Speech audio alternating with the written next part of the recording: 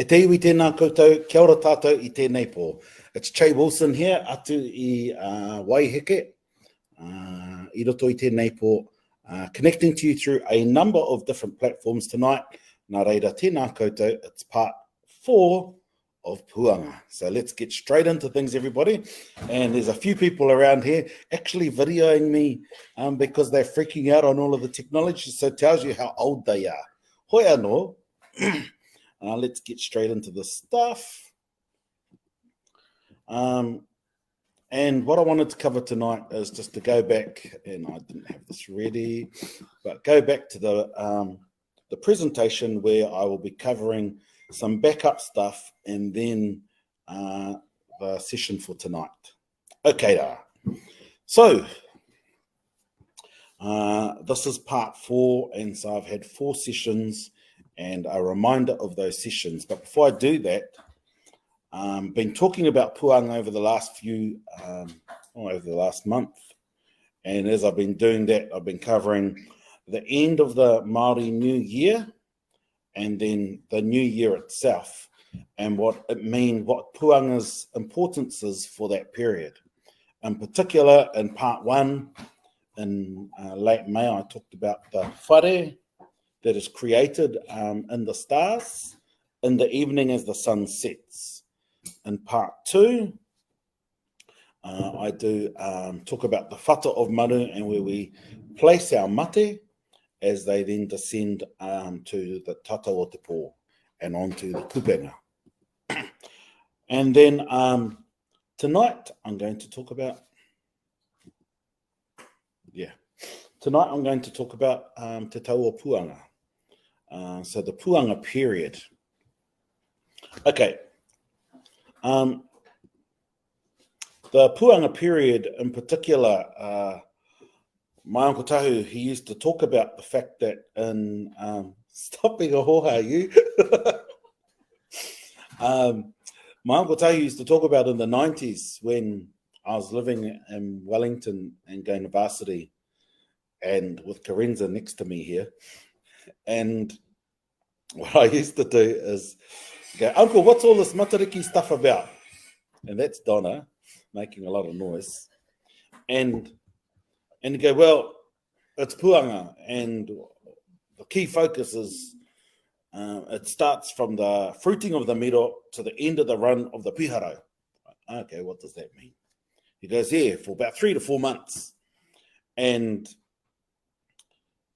that's all he said, so the rest I had to work out and have been working with a group of people from Taranaki and Wanganui, thanks to the support of Matariki Ahunga Nui, and we've been able to go through all of our tupuna resources and individually our own 20 plus years of research. And so, anei ngā kōrero. At the end of the year, the end of the lunar year, Puanga is setting, and as it sets, it comes into prominence, which is also when the miro starts to fruit. And as it sets, what it does is Puanga is then the guide for us to place our mate on that whata in the sky. In addition, there's a house that's also created in the sky, and that's a weather predictor for the number of rain events that we'll have both in winter and or throughout the rest of the year. And I covered last time how, because we had Maru Aonui showing for almost 2 months, that we would have significant rain events throughout the whole of the year, which is what we've had. In addition to that, you enter into the new year and the tahi, or pipiri, and you have the hautapu. From that, you then enter into the 2nd month, where you then have Puanga Hori. And the signal of Puanga Hori is that Puanga Hori is saying to us, all of those ceremonies are now over.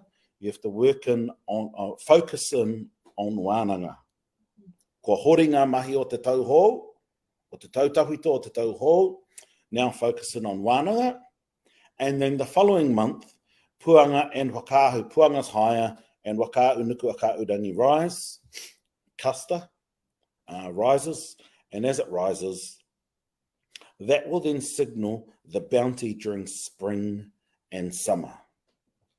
So what that does is that provides all the bounty and gives you a good guide, because after that you then get the return of the kawekawea. Hello, Glennis. The kawekawea, and as the kawekawea and the pipi waraurua return, they will bring signals, and they'll also give you hints on the wind, because the wind is always a good read on what weather's going to be for the rest of the year as well. So let's go back to the miro. And so the miro is one of the principal fruit on our native trees, and it's the kai where the kereru gets fat. And because the kereru is one of our prominent and sweetest birds, the puatawhiwhi or tautoru is where tautoru is the perch that rupe, the atua of the kereru, lands up on the heavens, and puanga is the berry. And so it eats the berry, and as it eats the berry, there's a trap which binds the feet, and it catches the feet, and then flapping away, ati koa ngā parirau o rupe. Shush, you fellas. Ati koa ngā parirau o rupe. And what it does is that's the sign of how much bounty you will have during the winter period.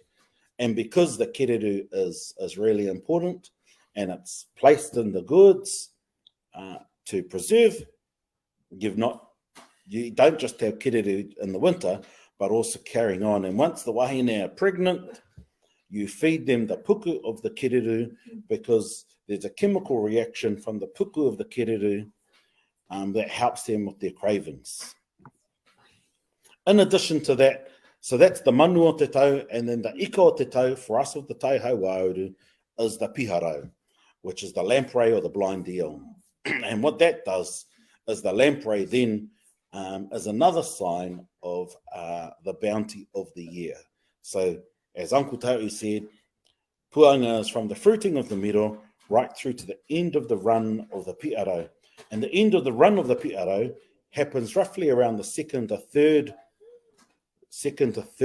month, where they arrive in the Whanganui River, because they start up in the Waitara and they come right around and end up with us. So kātiake, my mates here are getting a bit too horangi, so I'm going to have to wrap up now. But just a reminder of what you're looking for now. And what you'll see online is a lot of people saying that they can see matariki, which is correct if they've got a good camera. But you can't see it through the naked eye. And it's the naked eye that's the most important bit. Because i ngā wā o tātou tupuna, kukore e kāmera. So look for that, and look for this placement in the sky. And puanga will be rising first, and then the rest will come up, and then you'll see matariki as well, te ui o matariki, as you're looking east to the rising sun, just before sunrise. And Māori sunrise, okay, not Pākehā sunrise. Pākehā sunrise is when the sun's rising. Māori sunrise is pre-dawn, okay? And then the final thing is that this is what it looks like when it rises over Maunga Ruape'u. So kātiake, kua pōrangi aku oa, I taku taa, nā reira tēnei kāmiti atu ki koutou, I roto I tēnei pō, stay well, stay safe. We'll get back to birds again, I think, next week, nō reira. Stay well. I'm off to Waiakauri this weekend to have a kōrero about puanga. Looking forward to that. Rire au. Pai Māori.